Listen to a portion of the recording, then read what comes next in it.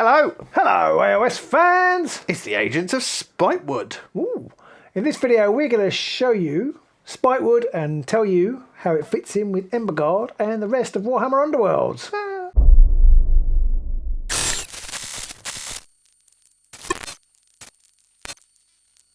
So this video is aimed mostly at the people out there who've heard of Underworlds, or maybe they've played a little bit of Underworlds before Emberguard, or a little bit of Emberguard in the early days, and you want to know, what's this Spitewood malarkey all about? It's a brand new expansion box. Even says on the box, Expansion set, yes. And this one says core game, so there's a little clue as to how they differ. Yep, you do need this box in order to play with this box. Pretty much can't play Warhammer Underworlds with just the Spitewood box. That is at least the GW official line, because you don't get any dice in the expansion box, which you do in the core box. Clever bastards.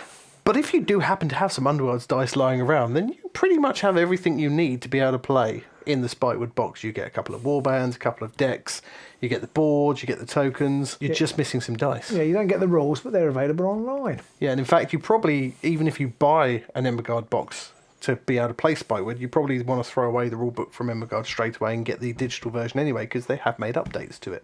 They have, that is a very good point. If you do happen to have Emberguard already and you want to buy the Spitewood box, you're not going to lose anything. Everything in the Emberguard box is still going to be 100% useful, and none of it gets rotated out or thrown away. No, and if you don't want to buy the Spitewood box, you can just carry on using Emberguard without it. Yeah.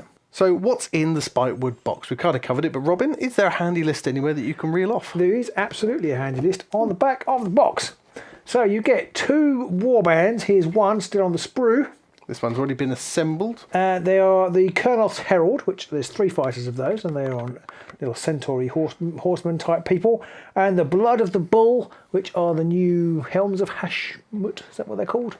They're the new Chaos Dwarfs, effectively introduced into Warhammer Underworld. Dwarves with big silly hats. You get the fighter cards and the war scrolls for both of them. You get 2 brand new Rivals decks, the Hunting Grounds and the Deadly Synergy, is that what it's called? Yes. Sorry, yep. Then you get a Spitewood rules card, which literally has the changing rules on it, which is that much. It is quite funky because you have the regular war scrolls, and then this one is exactly the same size as the regular war scroll. So if you happen to be someone who likes to sleeve everything, it'll all fit nicely together. Yeah, you do get a rule book, but that's stretching its name, really. Because it's 16 pages, but there is literally half a page of rules. The rest is all kind of fluff and guff information. On the back, you've got the standard game reference on the back as well, which is handy. But yeah, literally, there's only half a page of rules.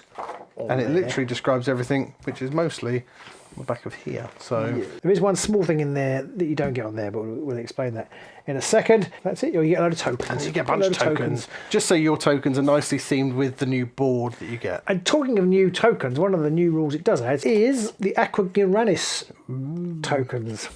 Now, these are a new rule, as specified on the card. They do retrofit with Emberguard. Yep. So you can still carry on playing Emberguard as you like.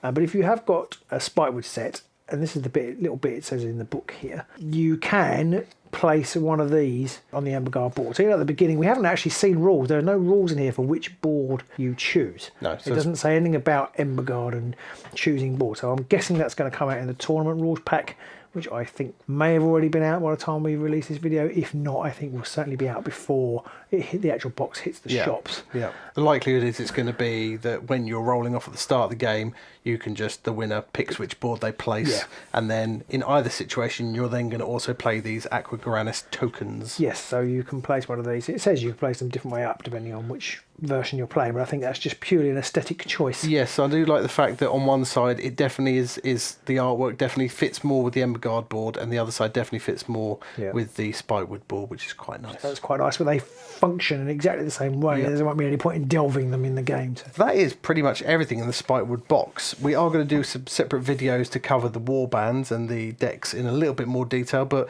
as far as the average player is concerned, that's everything you need to know about Spitewood. As you can see, I've put some of the models together. The dwarfs actually went together really nicely.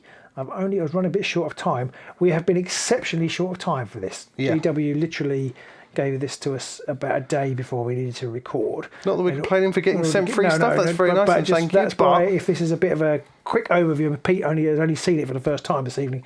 If this is a very quick overview, and there might be some inaccuracies in our content this time, but I was hurrying to try and put the models together. He was a little bit more tricky. I'm not going to lie. He does look very nice, though. I do like the corner all models. models look very nice. Yeah, I'm really actually quite pleasantly surprised by these. I don't really like the idea of Chaos Dwarves. I don't know why. I think it's just because I'm a purist. They're actually quite nice. And I saw some, I don't know if you've seen them on the Warhammer community pages, when the main box came out, for these guys, for Age of Sigmar, some of the community paint jobs were really good. So I'm probably going to rip one off and do a crap version of it. So other than that, there really isn't much more to say about the Spitewood box.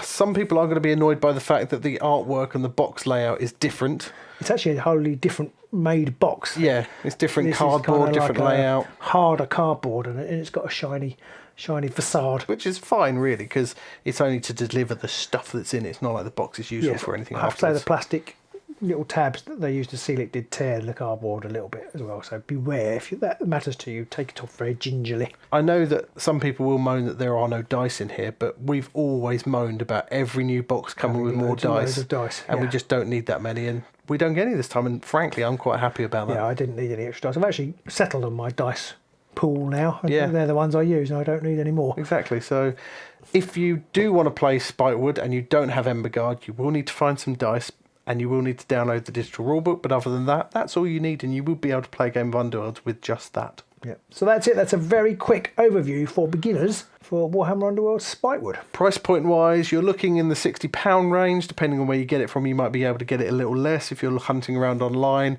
but that is slightly cheaper than the Emberguard one, which is what you'd hope for, because there are no dice and there's only two Rivals decks in there, so it's not too bad on the price side. We will have a link in the description for our affiliate Will and Games, so if you want to order it from them, click on that link. Do a bit of kickback for go to the channel, and it will help an excellent friendly local game store, and it will make it cheaper for you. So if you've got any questions about Spitewood that we haven't answered in this video, do stick them in the comments below and we'll get back to you. And do check out our other videos where we have a look in depth at the warbands and the Rivals decks that come in the box.